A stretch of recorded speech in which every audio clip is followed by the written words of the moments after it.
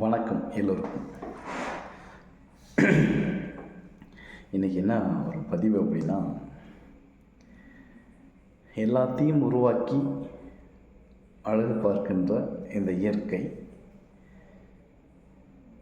அதில் உருவாகின நாம் எத்தனையோ பேர் விலைக்கியும் வெறுத்தும் வாழ்ந்து கொண்டிருக்கிறோம்.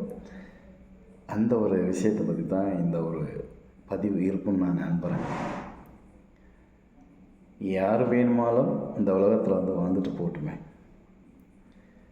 பகையோ துரோகியோ எல்லோருமே இந்த உலகத்தில் வாழ்ந்து கொண்டு தான் இருக்கிறாங்க. வாழ்ந்துட்டே போட்டோம், அதில் ஒன்றும் தப்பே கிடையாது. ஏன்னா எவ்வளோதான் வன்மமோ, எவ்வளோதான் எதிரியோ, எவ்வளோதான் பகையோ, எவ்வளோதான் துரோகமோ செஞ்சாலுமே எவ்வளோ காலம்தான் அவனால் வாழ முடியும் இந்த உலகத்தில். அதனால் மீண்டும் மீண்டும் அந்த வன்மத்தையும் துரோகத்தையும் அடுத்தாருக்கு திருப்பி செலுத்த வேண்டிய கடமை நமக்கு தேவையே இல்லையே. அதை தான் இன்றைக்கி எல்லாருமே பண்ணிகிட்ருக்காங்க. 6வது அறிவு படைத்த மனிதர்களும் அதே மாதிரி தான், மிருகங்கள் மாதிரி தான் பண்ணிகிட்ருக்குறாங்க. நம்மளை விட சிறப்பாக இருந்து விட்டால் அந்த சிறப்பாகவே இருந்துட்டு போட்டுமே அப்படின்னு விட்டுறணும்.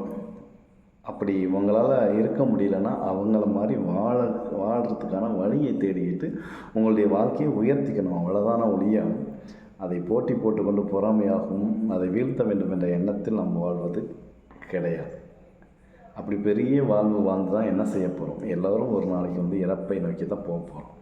அதனால் கொடுமைகள் பல செய்து அதில் நாம் வெற்றி பெற்ற பிறகு இந்த உலகத்தில் எவ்வளோ நாள் இந்த உலகத்தில் நம்ம வாழ போகிறோம்? அதுதான் நோட் திஸ் பாயிண்ட்.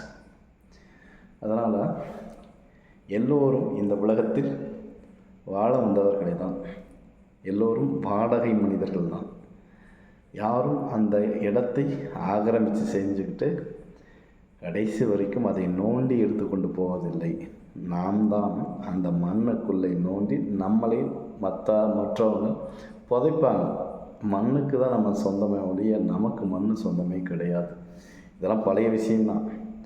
ஆனாலும் இதையெல்லாம் இன்னும் உணராமலே இந்த உலகத்தில் நான் தான் பெரிய ஆள், நான் தான் எல்லாம் அப்படின்னு சர்வாதிகாரம் படைக்கின்ற மனிதர்களும் இந்த உலகத்தில் வாழ்கிறாங்க. இந்த உலகத்தில் நான் தான் பெரிய ஆள், என்னை விட இந்த உலகத்தில் யாரும் கிடையாது அப்படின்ற அந்த வேற்றுமை அப்படின்ற விஷயங்களும் இந்த உலகத்தில் நிறையா இருக்குது.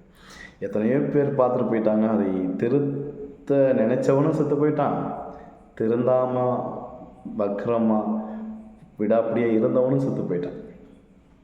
அதனால் ஒரு பயணம் இல்லை.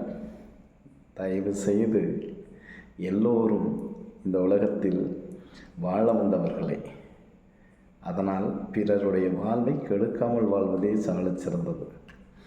இவ்வளோ அழகான ஒரு வாழ்க்கை இந்த உலகத்தில் மனிதனாக பிறந்தால் நமக்கு கிடச்சிருக்கு. அப்படிப்பட்ட ஒரு வாழ்க்கையை நம்மளால் தொந்தரவு இல்லாமல், காயம் இல்லாமல், அடுத்தவங்க மேலே காயம் இல்லை, நமக்கு எவ்வளோதான் எந்த வேறு விஷயத்துக்காகவும் காயப்பட்டாலும் அந்த காயத்தை மாற்றி மீண்டும் இந்த உலகத்தில் வாழ்கிறதுக்கான வழியை நம்மளால் தேட முடியும். அந்த தேடுதலோடு நம்ம வாழ்க்கையை சந்தோஷமான ஒரு வாழ்க்கையை நம்மளால் அமைச்சிக்கலாம். அதனால் மற்றவங்க மேலே பழியை சுமத்தி வன்முறையை கூட்டி நிறைய சண்டை சச்சரவுகளோடு இந்த உலகத்தில் வாழ வேண்டிய அவசியம் என்ன இருக்குது?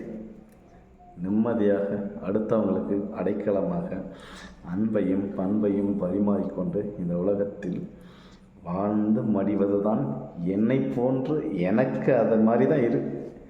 நான் தான் அப்படின்ற ஒரு ஆணவச்சொல் என்னிடம் இல்லை. அது மாதிரி இந்த உலகத்தில் எல்லாருமே அந்த மாதிரி வாழ்ந்தோம்னா இந்த உலகமே ஒரு சொர்க்க பூமியாக இருக்கும். எங்கே பார்த்தாலும் மக்கள் மகிழ்ச்சி வெள்ளத்தில் ஆழ்ந்து இருப்பாங்க, சந்தோஷம் நிறைஞ்சிருக்கிறோம்.